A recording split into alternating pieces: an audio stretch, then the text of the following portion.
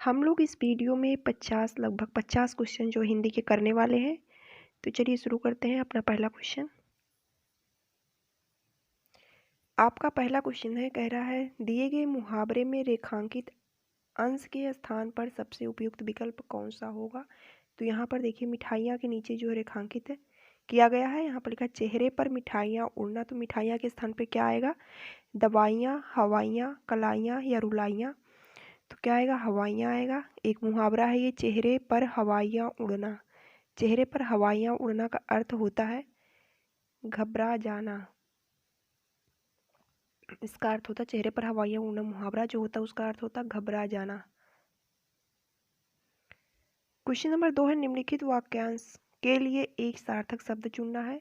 तो अनुचित बात के लिए हट, उसका वाक्यांश का एक शब्द बताना। तो अनुचित बात के लिए हट करना क्या होता है? दुराग्रह करना, या पारदर्शक, या दुर्गम, या दृष्टव्य। तो इसका क्या होगा? अनुचित बात के लिए हट, इसका मतलब होता है दुराग्रह करना।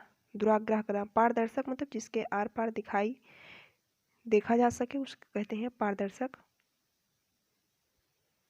क्वेश्चन नंबर 3 ये कह रहा है, घर के सभी सदस्यों ने मिलकर इसको विचार किया, इस वाक्य का शुद्ध रूप क्या होगा। देखिए क्या होगा। पहला है, घर के सभी सदस्यों ने मिलकर इस पर विचार किया। घर के सभी सदस्यों ने मिलकर इसमें विचार किया। तीसरा है, घर के सभी सदस्यों ने मिलकर इसे विचारा। चौथा, घर के सभी सदस्यों ने मिलकर इसे विचार किया। तो आपको क्या सही लग रहा है इसमें? देखिए पहला सही है, घर के सभी सदस्यों ने मिलकर इस पर विचार किया। ये आपका राइट आंसर है, ऑप्शन 1।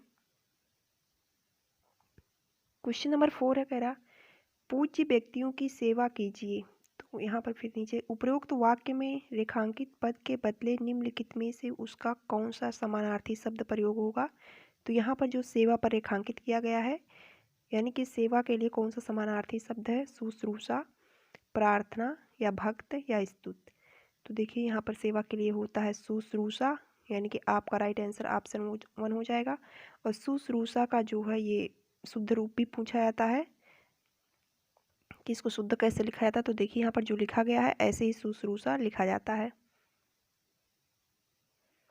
क्वेश्चन नंबर 5 है, निम्नलिखित विकल्पों में से किस एक वाक्य में क्रिया संबंधी अशुद्धि है।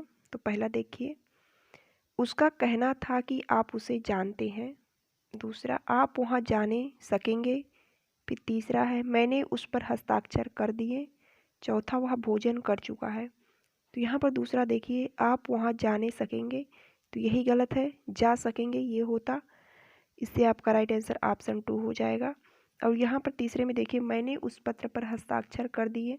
तो यहाँ पर हस्ताक्षर हमेशा प्लूरल होता है, तो इससे दिए जो है ये राइट है। इसके साथ प्लूरल क्रिया भी आएगी, मतलब बहुवचन में ही आएगी क्रिया। तो दिया नहीं होगा, मैंने उस पत्र पर हस्ताक्षर कर दिया होता तो ये गलत होता। दिए यहाँ पर सही है। क्वेश्चन नंबर 6, राहुल की मित्रता सोहन के अनुकूल है। इस वाक्य में प्रयुक्त अनुकूल शब्द का अर्थ क्या होगा। तो पहला है, किसी के लिए निकम्मा होना। तो ये तो नहीं होगा अनुकूल का अर्थ। किसी के लिए उपयोगी ना होना, तो ये भी गलत है। अनुपयुक्तता का भाव, ये भी गलत है। किसी पक्ष के लिए लाभकारी होना, तो ये राइट आंसर है आपका ऑप्शन 4। क्वेश्चन 7, निम्न वाक्य में रेखांकित अंश को विकल्पों में दिए गए किस शब्द से बदला जा सकता है। तो यहाँ पर रेखांकित जो शब्द है वो विवाह समारोह है। विवाह समारोह, बहुत से लोग उनके विवाह समारोह में सम्मिलित हुए। तो विवाह समारोह को क्या लिखा जाएगा? मदनोत्सव, मदनोत्सव, या महोत्सव, या विवाहोत्सव, या तिलकोत्सव। तो यहाँ पर देखिए आपको पता चल रहा होगा ऑप्शन सी 3, विवाहोत्सव उसको कहा जाता है, विवाह समारोह को। क्वेश्चन नंबर 8, निम्नलिखित में से किस वाक्य में कर के सही अनेकार्थी शब्द का प्रयोग हुआ है।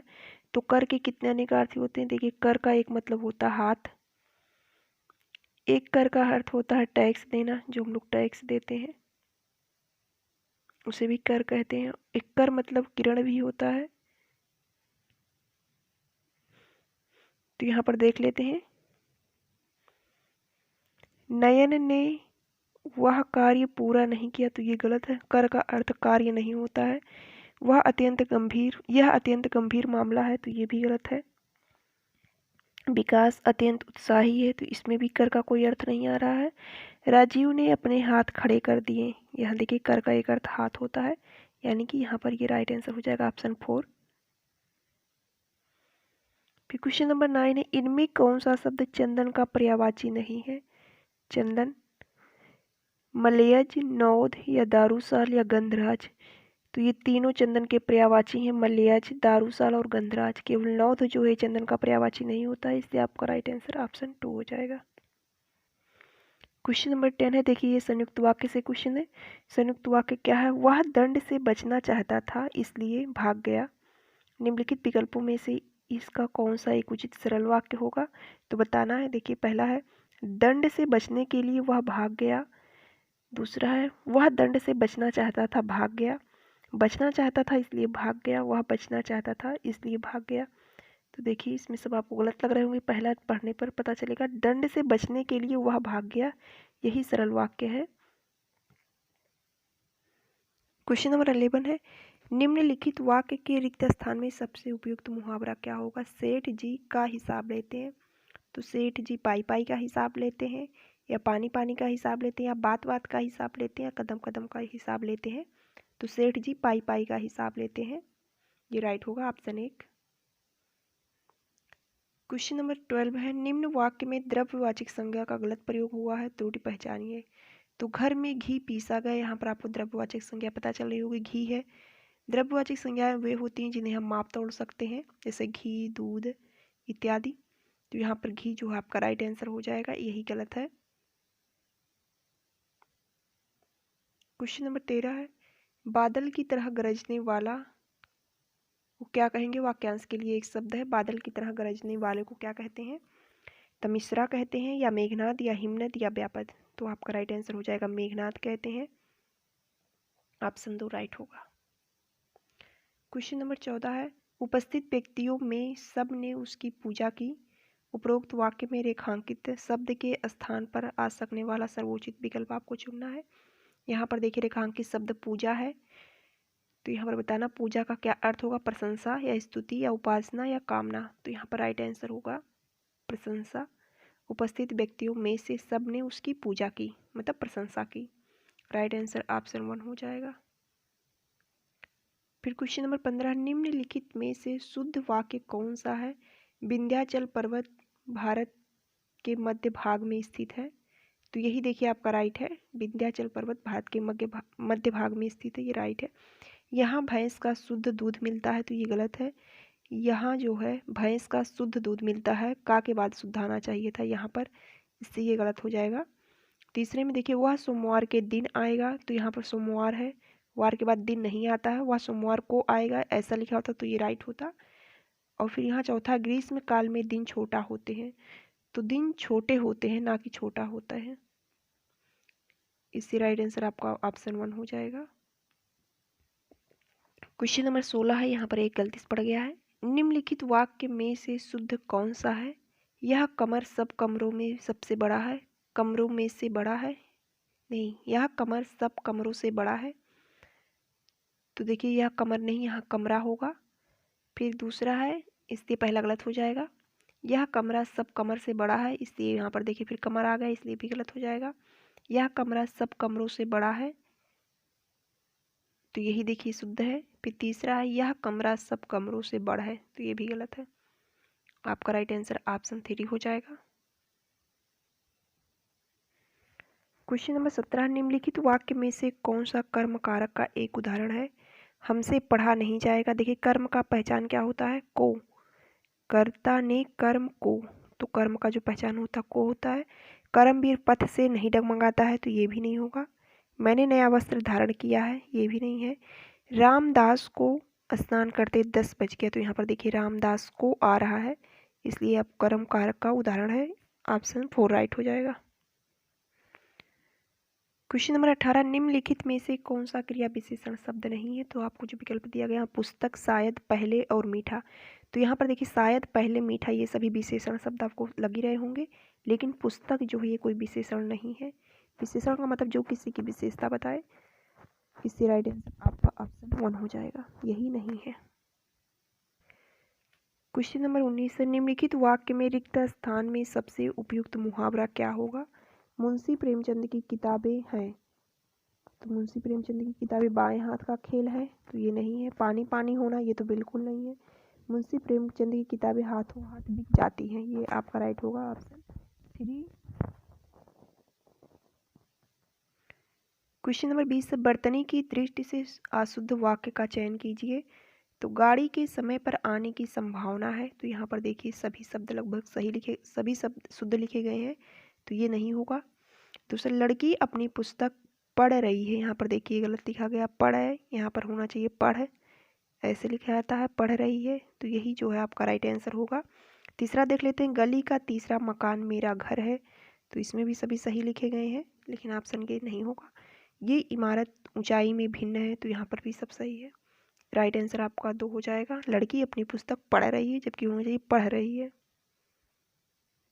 क्वेश्चन नंबर 21 से यहाँ पर कह रहा है, निम्नलिखित में से कौन सा पानी का अर्थ नहीं होता है? तो देखिए पानी का क्या क्या अर्थ होता है। एक इज्जत होती है, इज्जत होती है। पानी का एक अर्थ चमक होता है, और पानी का एक अर्थ जल तो होता ही है। यहाँ पर देख लेते, इज्जत ये तो होता है, बिजली, बिजली नहीं होता है, यानी कि यही आपका राइट आंसर होगा ऑप्शन 2। जल भी होता है, चमक भी होता है, बिजली नहीं होता, तो यही आपका राइट आंसर हो जाएगा ऑप्शन 2। फिर क्वेश्चन नंबर 22 से, मुंशी प्रेमचंद ने गोदान की रचना लिखी है, तो लिखी थोड़ी ना आती, रचना की जाती है, यहाँ पर की आएगा, तो यहाँ पर की होगा ये वाला। ऑप्शन 1 में जो दिया गया है सुनी है, ये गलत होगा। मुंशी प्रेमचंद ने गोदान की रचना सुनी है, तो ये गलत है।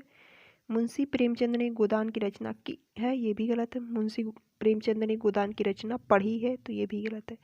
मुंशी प्रेमचंद ने गोदान की रचना की है, आपका ऑप्शन 1 सही हो जाएगा।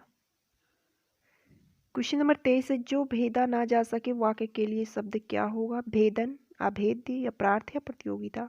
तो आपका राइट आंसर अभेद्य होगा, जिससे भेदा ना जा सके उसे अभेद्य कहते हैं। 24 है, मिल मजदूर मिल में 8-8 घंटे लगातार करते हैं, क्या करते हैं? उद्यम करते हैं, अभ्यास करते हैं, जोर करते हैं, या श्रम करते हैं। तो मिल मजदूर मिल में 8-8 घंटे श्रम करते हैं, आपका राइट आंसर ऑप्शन 4 हो जाएगा।